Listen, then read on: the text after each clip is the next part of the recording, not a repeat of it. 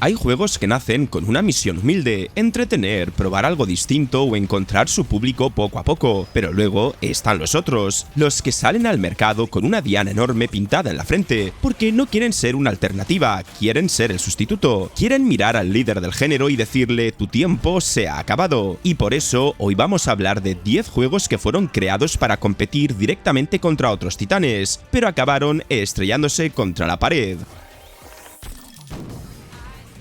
Y empezamos el vídeo con Foam Stars, el intento de Square Enix de entrar en el terreno de los shooters coloridos dominados por Splatoon. Y es que Foam Stars nació con una idea bastante clara: mirar de reojo a Splatoon y decir, vale, Nintendo tiene el shooter colorido, familiar, caótico y competitivo, pues nosotros vamos a hacer nuestra versión, pero con espuma, personajes más raros y estética de fiesta japonesa pasada de vueltas. Y ahí estaba el problema, porque desde el primer tráiler mucha gente no pensó qué propuesta más fresca, sino esto parece Splatoon de Square Enix. Y cuando tu juego empieza siendo comparado con una saga tan querida, tan única y tan bien asentada, ya sales al campo perdiendo 1-0. La gracia de Foam Stars es que no disparabas tinta sino espuma, y esa espuma servía para cubrir el escenario, moverte mejor, levantar pequeñas montañas, bloquear caminos y crear ventajas en combate. La idea no era mala, de hecho tenía cosas curiosas, pero el público no le perdonó que oliera tanto a queremos nuestro propio Splatoon. Y claro, competir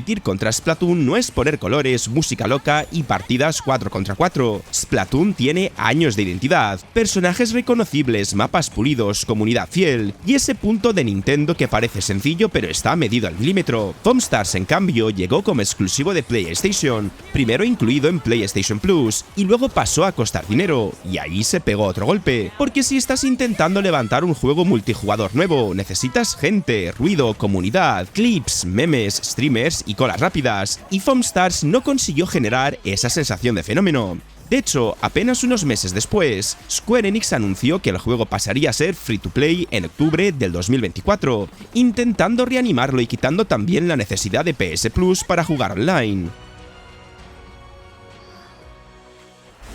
Y si Foam Stars quiso robarle la fiesta a Nintendo, Wild Stars fue mucho más ambicioso, porque quiso hacer todavía algo más peligroso: mirar a World of Warcraft a los ojos directamente.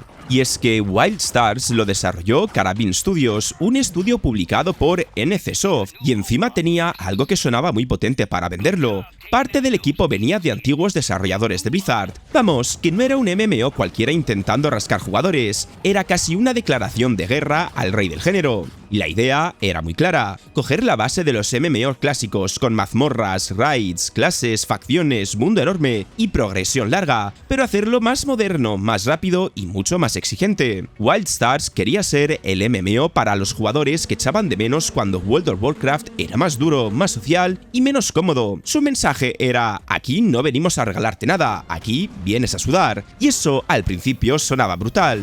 El problema es que Wild Stars se pasó de frenada. Tenía un combate muy dinámico, con áreas marcadas en el suelo, esquivas, saltos, ataques que había que colocar bien, y eso le daba mucha personalidad. También tenía un sistema de housing muy querido, una estética cartoon de ciencia ficción bastante reconocible, y un tono gamberro que lo hacía diferente. Pero cuando llegabas al endgame, el juego te pedía una dedicación enorme: raids difíciles, requisitos duros, progresión lenta, y una barrera de entrada que dejaba fuera a muchísima gente. Y ahí vino el tortazo, porque Wild Stars quería robarle jugadores a WoW, pero muchos jugadores de WoW ya no querían otro trabajo a jornada completa. Querían algo divertido, constante, social, pero no necesariamente una segunda vida. Encima, Wild Stars salió en 2014 con modelo de suscripción, en un momento en el que muchos MMO ya estaban girando hacia el free to play o modelos más flexibles. El juego acabó pasando a free to play en 2015, pero para entonces ya había perdido muchísimo impulso.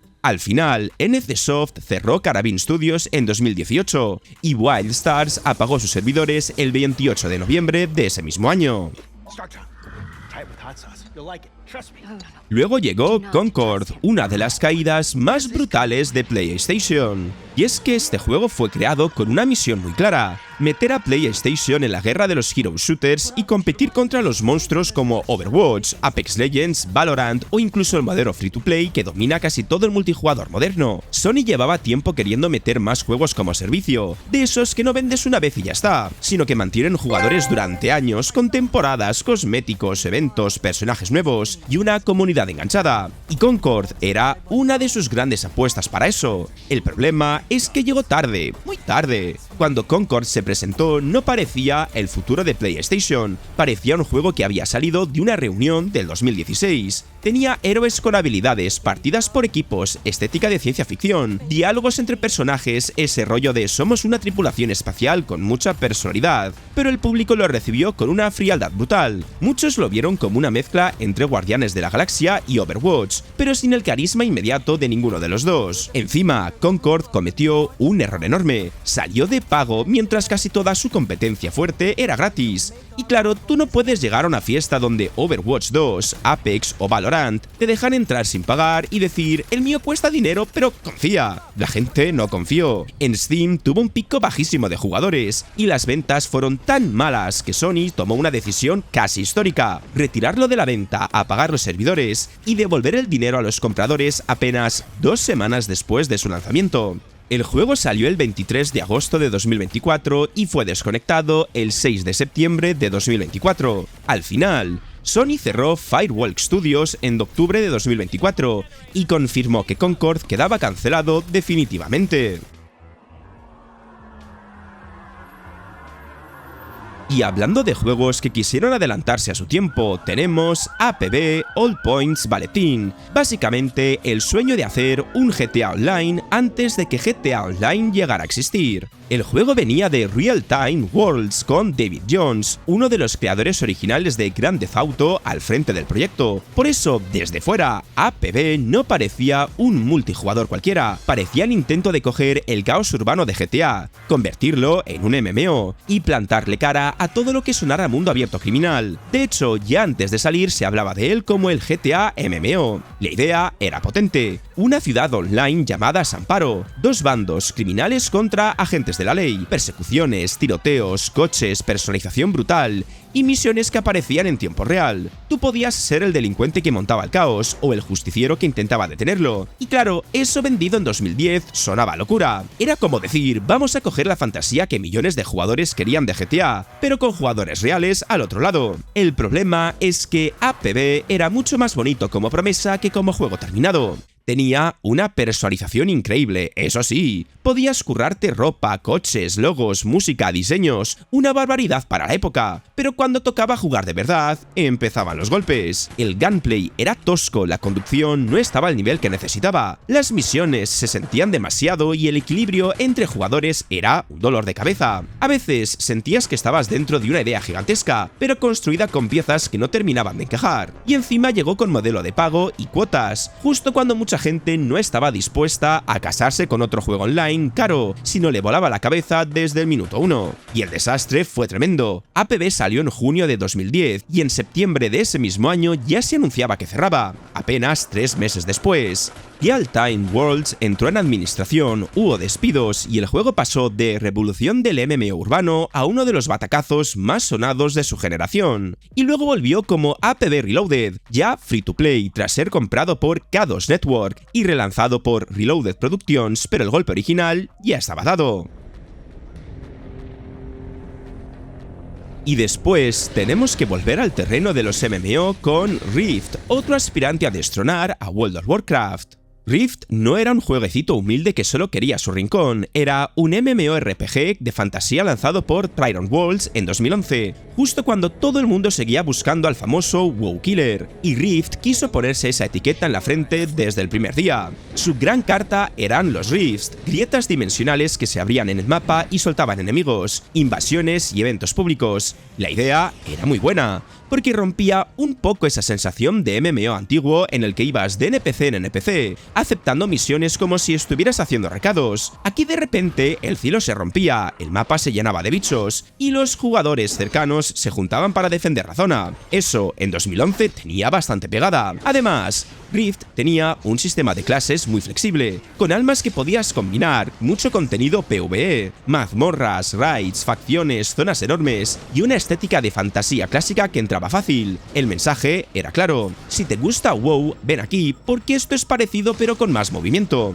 Y durante un tiempo funcionó. Tuvo buena recepción, ganó premios y parecía que Tyrion había encontrado el botón correcto. El problema fue justo ese. Se parecía demasiado al rey al que querían matar. Tenía ideas propias, sí, pero cuando pasaba la novedad de las grietas, mucha gente volvía a sentir que estaba jugando a otro MMO de siempre. Subir nivel, hacer mazmorras, farmear equipo, esperar patches y repetir. Y claro, si tu juego recuerda demasiado a WoW, muchos jugadores acaban pensando, para esto me vuelvo al original, donde ya tengo mi personaje, mis amigos y mis años de progreso.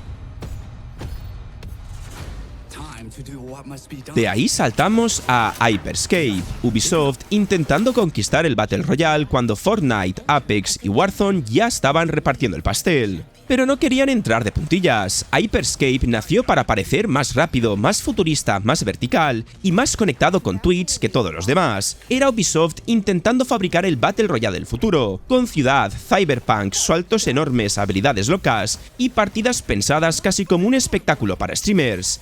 Y al principio, la jugada pareció funcionar. En la beta, Hyperscape llamó muchísimo la atención, especialmente en Twitch. Tenía integración con espectadores, movilidad exagerada, combates muy rápidos y una estética bastante limpia. La promesa era potente. Aquí no vienes a esconderte en un arbusto durante 20 minutos, vienes a moverte por tejados, perseguir enemigos como loco y ganar incluso cogiendo una corona al final de la partida. El problema es que Hyperscape era demasiado rápido para su propio bien. Tenía una barrera de entrada enorme. Si no eras muy bueno apuntando, moviéndote, usando habilidades y entendiendo el ritmo de la partida, te borraban del mapa sin enterarte. En Fortnite podías construir, en Warzone tenías un enfoque más militar y reconocible, en Apex tenías héroes con identidad clara, pero Hyperscape se sentía como una persecución constante donde el jugador nuevo entraba, recibía 4 tiros desde un tejado, veía a alguien convertirse en bola, a otro hacerse invisible y pensaba, vale, me voy.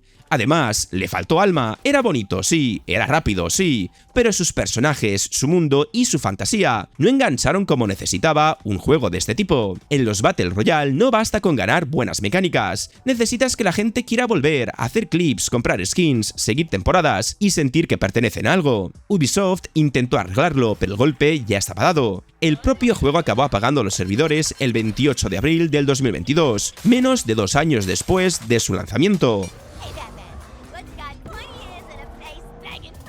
Y ahora pasamos a Multiversus, que tenía una de las ideas más potentes de todo este vídeo, hacer el Smash Bros. De Warner.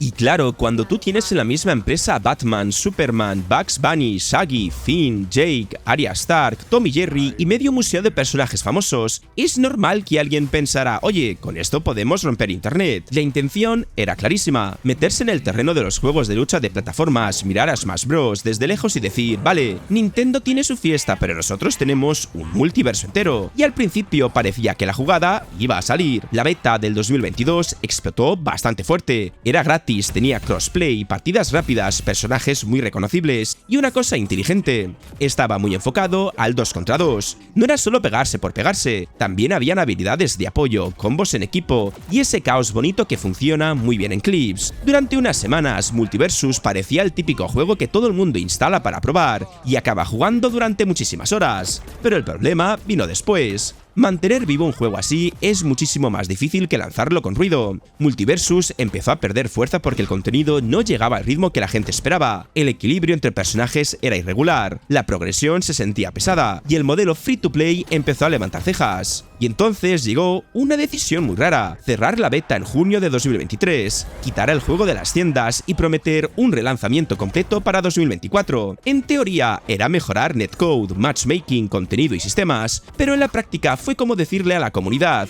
gracias por jugar y gastar dinero, ahora esperad un año. Multiversus volvió el 28 de mayo de 2024, reconstruido con mejoras y nuevos personajes, pero ya no tenía la misma magia del primer golpe. La segunda oportunidad tampoco aguantó. El juego seguía teniendo nombres enormes, pero el interés ya estaba tocado. La competencia era fuerte y mucha gente no volvió. En enero de 2025, Warner anunció que la quinta temporada sería la última, con cierre online del 30 de mayo de 2025. Después de eso solo quedaría juego offline contra IA o local, y dejaría de estar disponible para descargar. Pero si hablamos de juegos condenados por las comparaciones, Haze es un caso clarísimo. Haze fue creado con una misión bastante evidente: darle a PlayStation 3 su propio gran shooter exclusivo y plantarle cara a los gigantes del momento, especialmente Halo, que era prácticamente el rey del disparo futurista en consolas. De hecho, antes de salir, muchos medios lo vendieron directamente como un posible Halo Killer, y eso ya era una condena, porque si tú sales al mercado con esa etiqueta, no basta con ser decente, tienes que llegar, romper la puerta y dejar a todo el mundo diciendo: ¡madre mía! Esto sí que era el futuro. Y Haze tenía motivos para crear hype. Lo hacía Free Radical Design, el estudio de Time Splitters, así que la gente esperaba un shooter con personalidad, ritmo y buenas ideas. Encima, venía publicado por Ubisoft, era exclusivo de PS3, tenía campaña cooperativa para 4 jugadores y una premisa interesante: eras un soldado de Mantle, una corporación militar que usaba una droga llamada Néctar para convertir a sus tropas en máquinas de guerra. El Néctar mejoraba tus reflejos, tu puntería y tu percepción, pero también tapaba la realidad. No veías cadáveres, no veías el horror real de la guerra, solo veías una versión limpia y falsa del campo de batalla. La idea era buenísima, el problema es que el juego no estuvo a la altura de sus propias promesas. Haze quería ser una crítica a la guerra, a las corporaciones militares y al soldado manipulado, pero la historia acaba sintiéndose torpe, exagerada y bastante pesada. El giro de los buenos no son tan buenos se veía venir desde lejos, los personajes eran cargantes y el tono no tenía la fuerza que necesitaba, y cuando tocaba jugar, ahí venía el golpe gordo: disparos flojos, enemigos poco inteligentes, escenarios genéricos, bugs, gráficos irregulares y una campaña demasiado corta para todo el ruido que habían montado. Y claro, en 2008 no estabas compitiendo contra cualquiera. Veníamos de Halo 3, Call of Duty 4, Modern Warfare, Resistance y otros shooters que ya habían puesto el listón altísimo. Haze no podía llegar simplemente correcto, tenía que ser especial y no lo fue. Después tenemos Battleborn, el juego de Gearbox que intentó entrar en la guerra de los hero shooters justo cuando Overwatch estaba a punto de arrasar con todo. Battleborn no era exactamente un clon de Overwatch, porque Battleborn mezclaba shooter, MOBA, campaña cooperativa y progresión de personajes, pero el problema es que salió en 2016, justo cuando Blizzard estaba preparando su bomba nuclear, y el público lo metió en la misma jaula desde el primer segundo, y claro, ahí empezó la tragedia. Battleborn tenía una propuesta bastante peculiar. Había héroes de todos los estilos, desde soldados espaciales hasta bichos rarísimos, robots, magos, asesinos y personajes que parecían sacados de una libreta donde nadie había dicho «esto es demasiado». La idea era que cada partida tuviera roles, líneas, esbirros, torretas, habilidades, niveles dentro de la propia partida y un punto más estratégico que el shooter típico. Vamos, que Battleborn no quería solo ser dispara y gana, quería que pensaras, empujaras objetivos y combinaras personajes, pero el público no tuvo paciencia para entenderlo. Mientras Battleborn intentaba explicar que era una mezcla rara entre shooter y MOBA, Overwatch llegaba con una idea muchísimo más fácil de vender: héroes carismáticos, partidas rápidas, animaciones espectaculares y una identidad visual que entraba por los ojos al instante. Battleborn necesitaba explicación, Overwatch necesitaba un tráiler. Encima, Battleborn salió de pago, con una campaña que no terminó de enganchar a todo el mundo, un multijugador que tardaba en arrancar y una curva de aprendizaje más dura de lo que parecía. Y al final quedó aplastado por una comparación que no pudo ganar. El 25 de febrero de 2021, sus servidores cerraron definitivamente y con ellos murió incluso la campaña, porque el juego dependía del online. Y cerramos con PlayStation All Stars Battle Royale, el intento más descarado de Sony de tener su propio Super Smash Bros. Y es que Sony quería tener su propio Super Smash Bros. Nintendo llevaba años reuniendo a sus iconos en un mismo juego, montando una fiesta absurda donde Mario podía pegarse con Link, Kirby o Pikachu, y eso era oro puro. Así que Sony miró su catálogo y pensó: oye, nosotros también tenemos personajes míticos, ¿por qué no hacemos nuestra propia batalla de estrellas? Y en teoría tenía sentido, muchísimo sentido. El problema es que una cosa es tener personajes famosos, y otra muy distinta es tener una identidad tan fuerte como la de Smash. PlayStation PlayStation All Stars juntaba a Kratos, Nathan Drake, Ratchet, Jak and Daxter, Sly Cooper, Sackboy, Cole McGarth, Dante, Raiden y compañía. Vamos, nombres sabían, pero el plantel ya empezaba con una sensación rara, porque faltaban iconos que muchísima gente esperaba, como Crash Bandicoot o Spyro, personajes que para muchos eran PlayStation pura, aunque sus derechos ya no estuvieran tan fáciles. Y cuando intentas vender la gran reunión de PlayStation, esas ausencias pesan muchísimo. Pero el problema llegó en cómo se jugaba. En Smash puedes echar a los rivales del escenario, cada golpe aumenta la tensión, y cualquier partida se entiende en segundos. En PlayStation All Stars, en cambio, el sistema giraba alrededor de cargar una barra y eliminar enemigos usando superataques, es decir, podías estar pegando durante un buen rato, pero los golpes normales no mataban directamente, solo preparaban el camino para lanzar un ataque especial, y eso rompía muchísimo la sensación de impacto. Pegabas, pero hasta que no soltabas el super parecía que la partida no decidía nada. Era diferente, sí, pero no necesariamente más divertido. Además, el juego salió en 2012, cuando Sony estaba cerrando la etapa de PS3 y preparando la PlayStation 4. No llegó como un fenómeno cultural, sino como un experimento curioso. Tuvo fans, claro, y tampoco era un desastre absoluto, pero no consiguió convertirse en el Smash Bros. De PlayStation. Y al final este vídeo deja una cosa bastante clara: intentar destronar a un gigante suena muy bien en una presentación, pero en la realidad